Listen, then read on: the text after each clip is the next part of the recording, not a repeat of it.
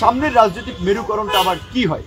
দেখা যাচ্ছে যে আবার মেজর পলিটিক্যাল পার্টিগুলো ক্ষমতার হালুয়া রুটির জন্য ধরেন আবার দেখা যায় এই সরকারের বিরুদ্ধে দাঁড়িয়ে যেতে পারে। এটা কিন্তু অস্বাভাবিক কিছু না, যেহেতু আমরা চাই যে এই যে উদীয়মান তরুণ সকল যারা সেটা প্রাইভেট বিশ্ববিদ্যালয়ের শিক্ষার্থী, যারা আপনার 14 সালে ব্যাট বিরোধী আন্দোলন করেছিল, 18 সালে যারা কোটা সংস্কার আন্দোলন করেছিল, নিরাপদ সড়ক আন্দোলন করেছিল, এবং এখনো যারা নিয়মিত সমাজ এবং রাষ্ট্রের পরিবর্তনের লেখালেখি করে যাচ্ছে, কথা বলছে, অ্যাক্টিভিজম করে যাচ্ছে, এই তরুণ জনগোষ্ঠীকে একটা প্ল্যাটফর্মে নিয়ে আসা।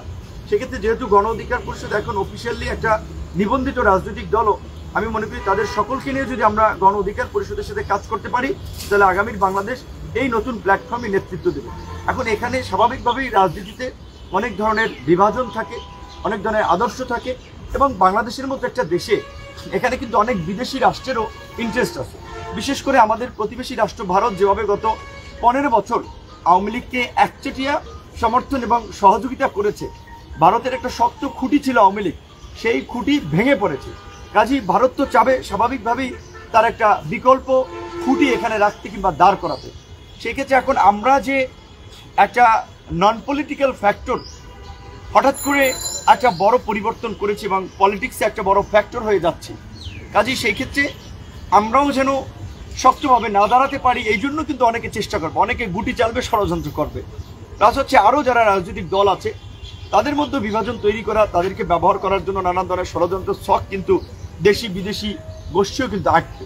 শুধুমাত্র ইন্ডিয়ার স্বার্থ না, বাংলাদেশকে ঘিরে বঙ্গোপসাগর কেন্দ্রিক ব্লু ইকোনমিতে কিংবা আপনার জিও পলিটিক্সের কারণে অনেক দেশের, যেটা আইপিএস বলেন, কোয়াড বলেন, অনেক দেশের কিন্তু এখানে ইন্টারেস্ট রয়েছে।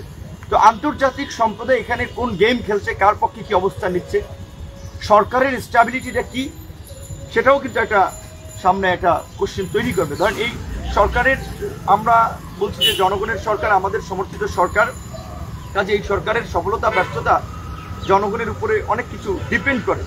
সেক্ষেত্রে সরকার যদি একটা নির্দিষ্ট সময়ের মধ্যে একটা অবাধ সুষ্ঠু নিরপেক্ষ নির্বাচনের পরিবেশ তৈরি করতে না পারে কিংবা ওই দিকে না যায়, তাহলে রাজনৈতিক দলগুলোর দিক থেকেও কিন্তু আবার সরকারের উপর একটা চাপ তৈরি হবে। এবং সেক্ষেত্রে উনিও জানতে চেয়েছেন এবং সামগ্রিকভাবে আমাদেরও এটা একটা প্রত্যাশা, সামনের রাজনৈতিক মেরুকরণটা আবার কি হয়। দেখা যাচ্ছে যে আবার মেজর পলিটিক্যাল পার্টিগুলো ক্ষমতার হালুয়া রুটির জন্য ধরেন আবার দেখা যায় এই সরকারের বিরুদ্ধেও দাঁড়িয়ে যেতে পারে। এটা কিন্তু অস্বাভাবিক কিছু না, যেহেতু সাধারণ মানুষ, আমজনতা বলছে যে সংস্কারের জন্য যতদিন প্রয়োজন সরকার ততদিন থাকবে, আমরা ততদিন সমর্থন দেব।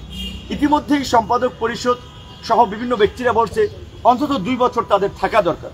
আবার কেউ কেউ বলছে না 2 বছর না, 3 থেকে 6 মাস থাকা দরকার, 6 মাস থেকে 1 বছর থাকা দরকার।